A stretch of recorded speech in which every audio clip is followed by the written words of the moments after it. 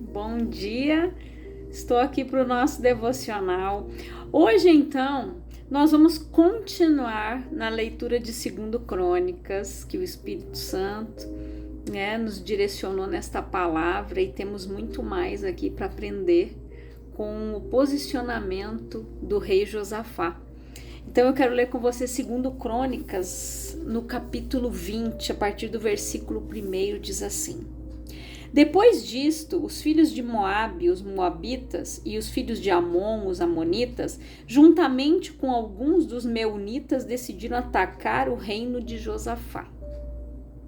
Então vieram alguns que avisaram a Josafá, exclamando: Grande multidão vem contra ti, de Edom, do outro lado do Mar Morto. Eis que os guerreiros já estão em Hazazon Tamar, cidade conhecida por En-Gede.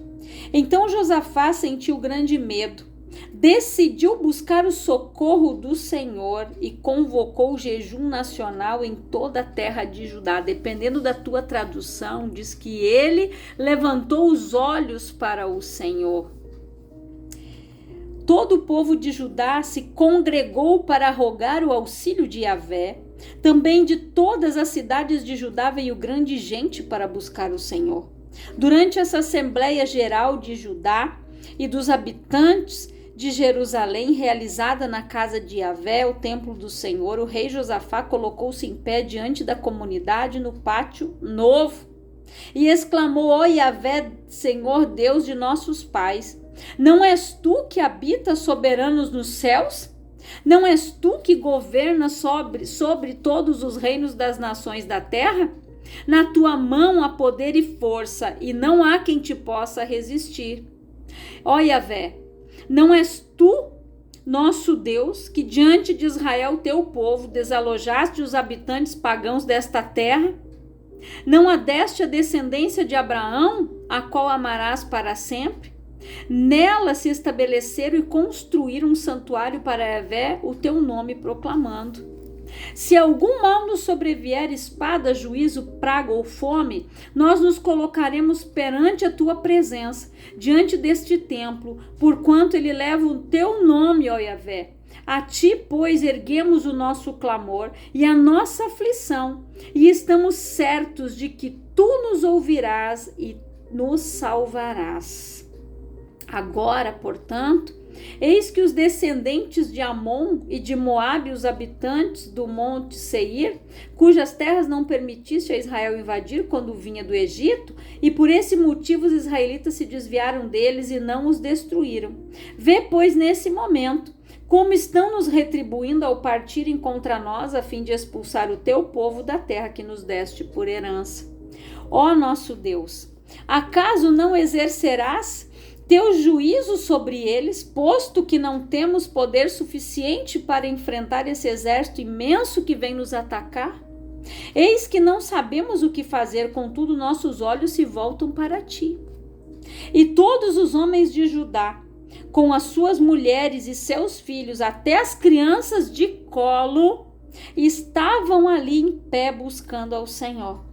Então aconteceu que o Espírito de Yahvé, o Senhor, veio sobre Jaziel, filho de Zacarias, neto de Benaia, bisneto de Jeiel e trineto de Matanias, levita descendente de Asaf, no meio do povo reunido em assembleia. E falou o profeta: Prestai atenção todo o Judá e vós, habitantes de Jerusalém, e tu, ó rei Josafá. Assim diz o Senhor: não temais, nem vos assusteis, por causa dessa grande multidão que se dirige contra vós. Porquanto essa luta não é vossa, mas de Deus. Amanhã descereis contra tal exército. Eis que eles estão subindo pela ladeira de Ziz, e os encontrareis na extremidade do vale, de fronte do deserto de Jeruel. Não tereis de lutar nesta batalha. Tomai posição, ficais parados e observai o livramento que Yahvé vos concederá, ó Judá e Jerusalém. Não temais, pois, nem vos assusteis. Sai amanhã para encontrá-los, porque o Senhor está convosco. Então Josafá se ajoelhou com o rosto rente ao chão, e todo Judá e os moradores de Jerusalém de igual modo se prostraram perante Yahvé e começaram a louvar e adorar ao Senhor. Então, o que acontece aqui? Depois é o prosseguir do devocional que eu fiz ontem. Gente, o que nós aprendemos aqui? Quando Josafá recebeu a má notícia, o que Josafá fez? Ele foi buscar ao Senhor. Eles olharam para o Senhor. E o que você tem feito diante das afrontas de Satanás? O que você tem feito diante das afrontas, das más notícias, diante de tudo que tem se levantado perto de você? Você tem levantado os teus olhos para o Senhor? Você tem buscado ao Senhor ou você tem se desesperado? Você tem murmurado? Você tem reclamado? Você tem procurado ajuda nos lugares errados? O que você tem feito? Ou o que você faz diante de uma situação como essa? Quando eu estava lendo aqui, o Espírito Santo começou a ministrar e eu disse: Senhor. Aqui diz que eles não tiraram os olhos do Senhor. E eles começaram a clamar. Eles fizeram o que, gente? Primeiramente, buscaram ao Senhor, se consagraram e louvaram. Então, a primeira coisa, buscar ao Senhor. Na má notícia, no vale, no deserto, na situação difícil, no diagnóstico, buscar ao Senhor. Não tirar os olhos do Senhor. Depois, o que ele fez aqui? Um jejum nacional. Vamos nos consagrar a Deus. Nós vamos jejuar. Nós vamos nos consagrar. Depois veio a resposta. Quando o Espírito Santo se manifestou através do profeta e ele disse o quê? A luta não é de vocês. Vocês não vão nem lutar. Não precisam temer essa grande gente, esse monte de gente que vem contra vocês. E o Senhor lutou a guerra. Como eu disse no devocional anterior, não sobrou ninguém, não sobrou nada. Eles levaram 3 dias para pegar os despojos, gente. Você sabe o que era isso? Quanta gente morreu? Todo aquele povo que se levantou contra Israel morreu, eles mesmos se mataram, eles mesmos lutaram entre si, porque Deus faz assim. Quando você busca o Senhor de todo o teu coração e você se consagra, você ora. Por quê, gente? É importante que a gente crie o hábito de se consagrar ao Senhor, de jejuar. Nem que seja um jejum parcial, nem que você faça um propósito com Deus: Senhor, eu vou fazer um propósito de jejum de 10 dias, 15 dias, 20 dias, 30 dias, 40 dias, 50 dias, é você e Deus, eu não vou comer isso, aquilo, aquele outro, coisas que você não fica sem. Coisas que você tem aquele hábito que todos os dias, que nem aqui no sul, se o pessoal tem o hábito de tomar chimarrão. Se eles não tomam chimarrão, gente, tem gente que chega a entrar em abstinência por causa do chimarrão, porque nele também tem cafeína. Aí tem pessoas que decidem tirar o café, tem gente que tem dor de cabeça, igual o chimarrão. Porque é algo que está ali no corpo da pessoa. Tem pessoas que são carnívoras, não ficam sem carne, então, eu não vou comer carne por tantos dias. Faça esse propósito com o Senhor, pela tua vida espiritual, pelo teu ministério, por algo que você quer crescimento, que você quer evoluir. Senhor, eu quero que o Senhor me dirija, eu quero que o Senhor me mostre, eu buscando por dons, buscando por direção de Deus. Primeiro você tem que buscar, se consagrar e aguardar Deus te dar a resposta. Depois eles louvaram ao Senhor. Eles estavam ali orando e dizendo: Senhor, lembra disso, Senhor isso, Senhor aquilo. Lembra o Senhor da palavra, gente. Você está passando por uma luta, é um diagnóstico, diga: Pai, eu não vou olhar para isso aqui não. não vou olhar para esse diagnóstico. Senhor, a tua palavra diz que Jesus levou tudo sobre si. Então essa enfermidade, ela não me pertence. Essa doença não é minha. E eu não vou morrer com ela. Se Jesus, quando chamou aquela mulher encurvada, gente, uma mulher que vivia encurvada, Jesus chamou ela e disse: você está livre da tua enfermidade. Porque de repente foi algo que fez com que aquela mulher fosse se prostrando. Quantas pessoas estão ali encurvadas diante de uma situação? Quantas pessoas estão encurvadas, gente, diante da amargura, diante do ódio, diante de uma mágoa, diante de um ressentimento, diante de uma traição, diante de situações que se levantaram nas suas vidas? Quantas pessoas se prostram e ficam encurvadas? Mas Jesus chamou ela e disse: vem cá. Jesus libertou aquela mulher, curou aquela mulher. A palavra diz que ele libertou, que aquela filha de Abraão também precisava ser livre. Às vezes, gente, é um espírito maligno que prende a pessoa, que aprisiona a pessoa num vício, que aprisiona a pessoa, gente, na mentira, na fofoca, no roubo, na bebedice, nas drogas, na prostituição, na pornografia. Aquela pessoa está encurvada diante destas coisas, mas ela precisa ser liberta daquele mal. Por que quando Jesus disse ser livre desse teu mal, da tua enfermidade, gente? Porque às vezes tem enfermidades que estão na nossa vida que elas são geracionais, elas são maldições hereditárias que estão ali nos acompanhando. Porque enquanto a gente não tem o conhecimento da verdade, a gente não ora e anula tudo isso, aquilo vai nos encurvando. Essas coisas vão nos adoecendo.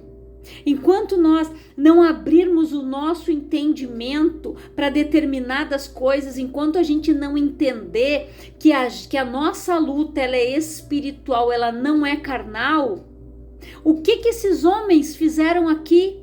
Quando veio uma notícia, Josafá foi buscar a Deus, Josafá foi orar, se vestir da armadura, se revestir do poder de Deus, gente. Ele entendeu, eu não posso, o meu povo não pode lutar contra toda essa gente que vem, Senhor. Se o nosso socorro não vir de ti, o que vai ser de nós? O que o salmista disse? Levantaria os meus olhos para o alto, de onde vem meu socorro. O nosso socorro vem de Deus.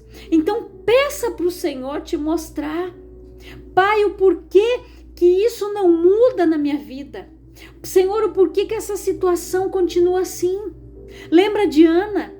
Eles subiam ano após ano e a vida continuava sempre do mesmo jeito. Por quê? Porque até aquela mulher se posicionar, enquanto a Ana não se posicionou, não foi orar, largou toda a amargura de alma dela, largou tudo ali para Deus, Deus não mudou aquela situação.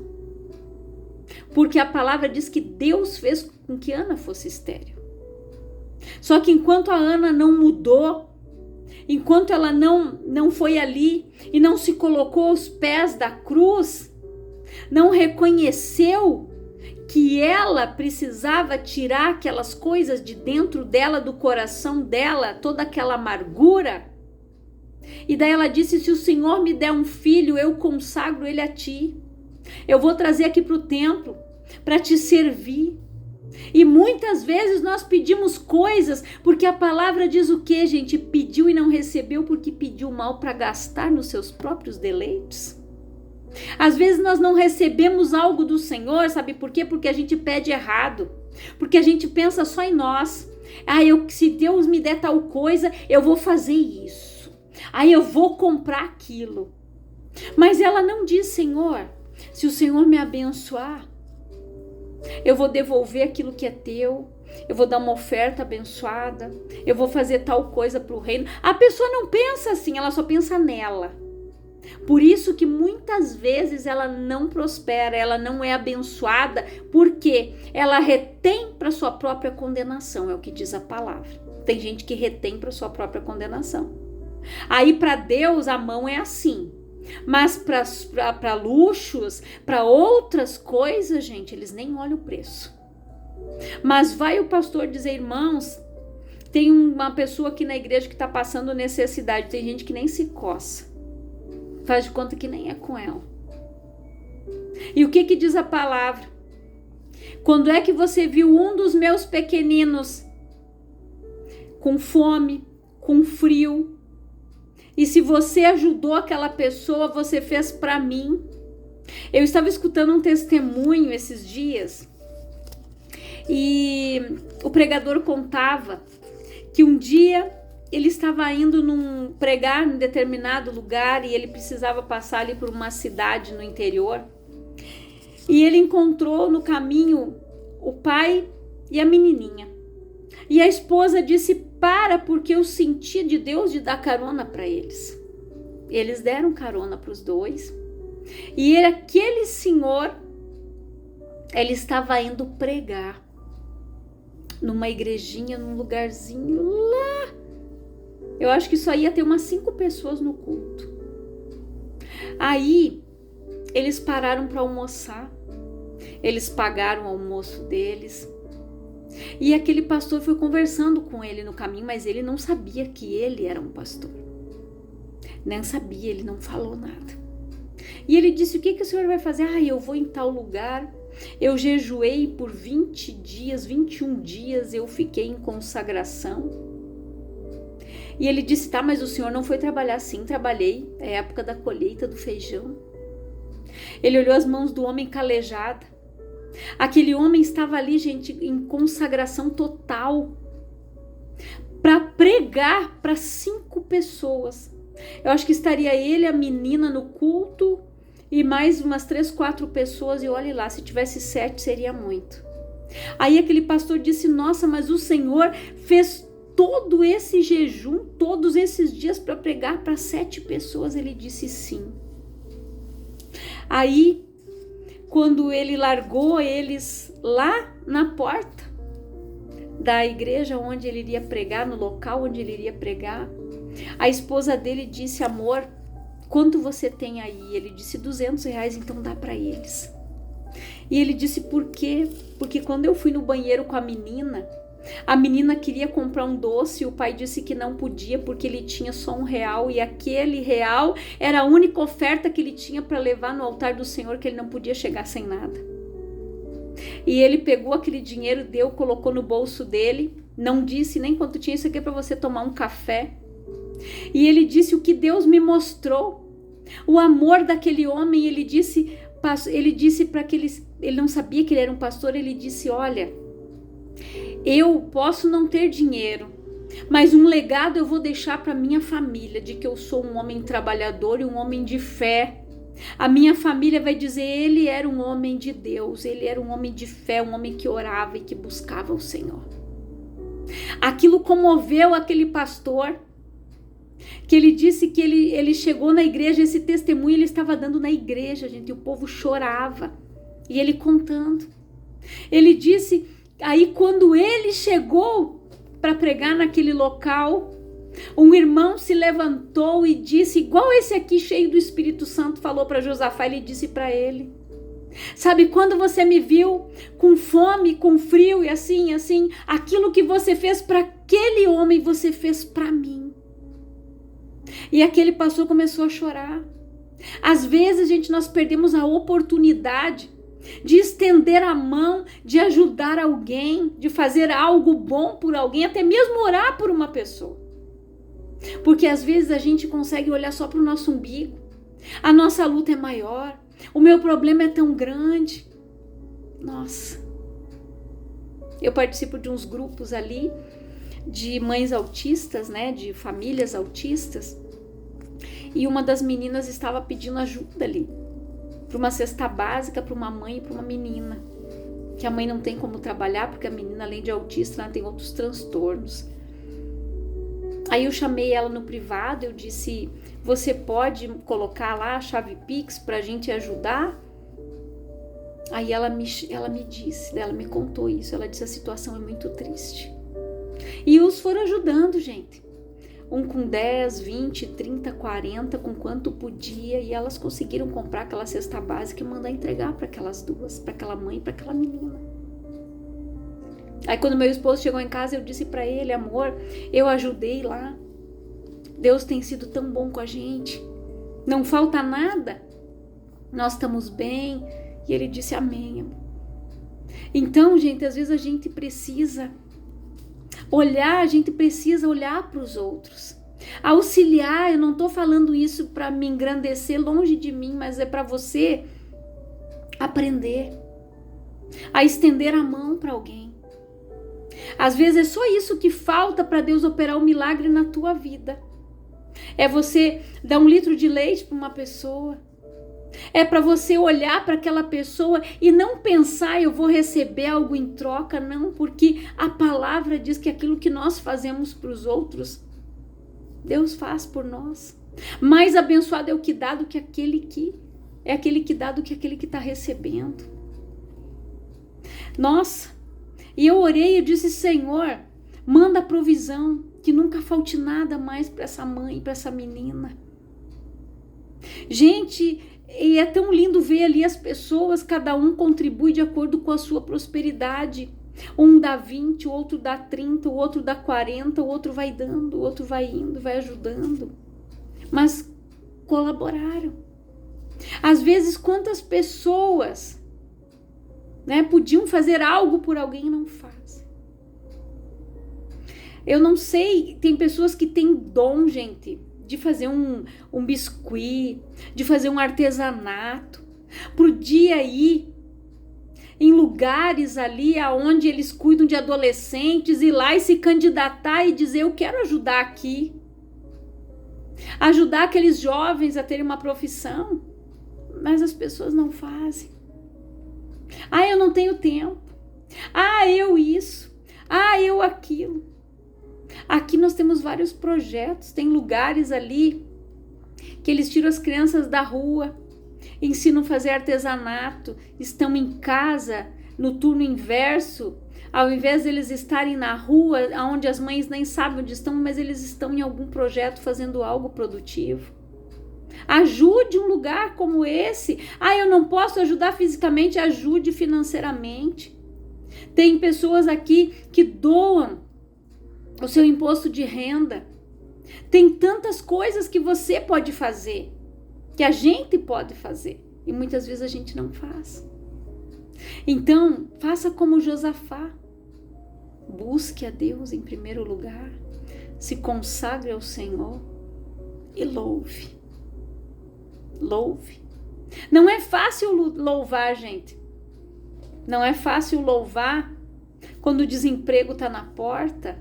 Não é fácil louvar quando o diagnóstico está ali. Não é fácil. Mas a gente precisa ser grato e louvar a Deus o tempo todo e dizer, Senhor, obrigado porque tu cuida de mim. Gente, quantas situações a gente passa, quantas lutas eu já passei, quantas lutas a gente está enfrentando. E a gente olha e diz, ainda bem que a gente tem Deus. Ainda bem que a gente tem Jesus. Porque quando a gente olha para o lado e vê aquelas pessoas sem Deus, aquelas pessoas sem Jesus, a gente vê o desespero daquelas pessoas, gente, até mesmo na hora da morte. Quando a gente olha no caixão, aquele morto deitado, a gente vê aquela face de desespero daquela pessoa ali que estava numa angústia. Quando a gente vê aqueles familiares desesperados, desmaiando, passando mal. Agora, quando você vai num velório de um cristão, não é diferente? O morto está lá, com uma afeição de quem está dormindo, sereno, tranquilo, em paz. E os que estão ali estão falando a palavra, estão falando, nossa, mas olha como ele lutou. Eu lembro da irmãzinha lá onde a minha mãe ia no círculo de oração, na casa dela. Aquela senhora, gente, Nos momentos de lucidez dela, ela estava no hospital, enquanto ela estava lúcida ali, ela estava louvando a Deus no quarto. Ela pregava para as pessoas no quarto do hospital. Aí tinha horas que dava assim, aquelas na memória, ela ficava quieta. Mas quando vinha a memória dela de novo, ela louvava a Deus. Mesmo na hora da morte, ela estava ali pregando para pessoas antes de Jesus recolher ela. Ela pregava para pessoas, ela louvava dentro do quarto. Quando ela foi para o asilo, os irmãos lá da igreja iam lá visitar ela, faziam reunião para os idosos ali, cantavam louvor, levavam presentes para eles, levavam coisas para eles comer, levavam roupas. Eles esperavam aquele dia. De repente, às vezes é só isso que está faltando. A gente poder doar um pouquinho do nosso tempo para alguém, para ir fazer uma visita, levar a palavra. E às vezes a gente não faz. A gente fica esperando pelo outro. Tem gente que só espera. Ela só quer a bênção, mas o abençoador muitas vezes ela deixa de lado. Aquilo que Deus tem mandado ela fazer, ela vai deixando de lado, mas ela quer a bênção. Faça como Josafá. Reúna, ore, se consagre, busque a Deus. E aí você vai vencer o demônio da enfermidade. Você vai vencer esse espírito maligno de escassez, da miséria, do desemprego. Porque isso não pertence a nós. A palavra diz que Jesus levou tudo sobre si. Ele levou tudo sobre ele. A salvação é o pacote completo, não falta nada. Se algo está faltando é porque algo nós estamos negligenciando. Às vezes é uma falta de posicionamento, é a falta de consagração, é a falta de louvor. Às vezes é a fé que já está abalada, esmurecida, porque é o que o diabo quer. Que a pessoa retroceda, que a pessoa desanima. Lembra que aqui Josafá disse: creiam sem sombra de dúvida. Então, creia sem sombra de dúvida. Não temas, o Senhor é contigo. Deus está na frente desta batalha, guerreando a tua guerra. Você só vai assistir os inimigos serem derrotados da miséria, da escassez, do desemprego. Você só vai assistir a derrota deles. Você vai ver Deus te exaltar. Você vai ver Deus cuidando de você. Você vai ver Deus indo à frente, como Deus disse: vocês vão lá, para vocês verem. Deus podia ter dito: não, vocês vão ficar aqui, eu vou lá. Deus disse: não, vocês amanhã eu descerei. Ele disse: contra tal exército. Eis que eles estão subindo pela ladeira de Ziz, e os encontrareis na extremidade do vale, defronte do deserto de Jeruel. Não tereis que lutar nesta batalha. Tomai posição. Ficai parados e observai o livramento que Yahvé vos concederá. Ó Judá e Jerusalém, não temais, pois nem vos assusteis. Saí amanhã para encontrá-los, porque o Senhor está convosco. Não é para se amedrontar, não é para se esconder. Vocês vão, Deus está na frente. Eu me posicionei igual Samar lá no meio do campo de lentilhas. Aqui não.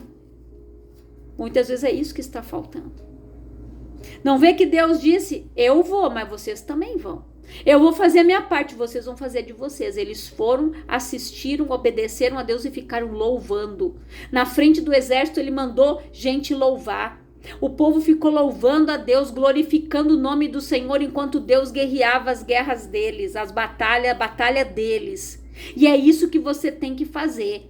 Você tem que se posicionar, orar e ficar de pé, glorificando a Deus, exaltando o nome do Senhor, porque você vai ver a vitória. Você vai ver os inimigos sendo derrotados um por um na tua frente, mas você precisa estar ali, louvando a Deus, orando, buscando e vendo o que Deus irá fazer, em nome de Jesus. Que você fique com esta palavra, Que o Espírito Santo permaneça trabalhando e falando mais ao teu coração, ministrando ao teu coração, te encorajando, te convencendo da justiça, do juízo e do pecado.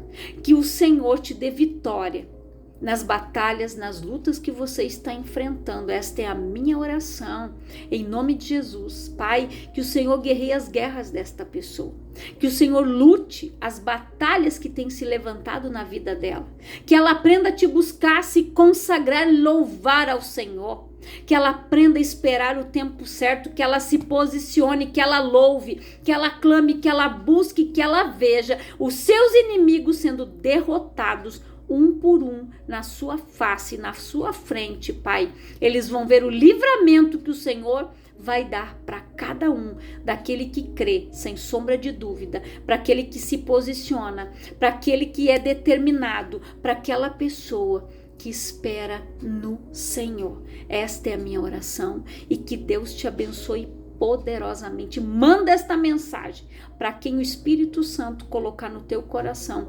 Mande ela para frente, para que outras vidas sejam abençoadas igual a sua, em nome de Jesus. Deus te abençoe poderosamente.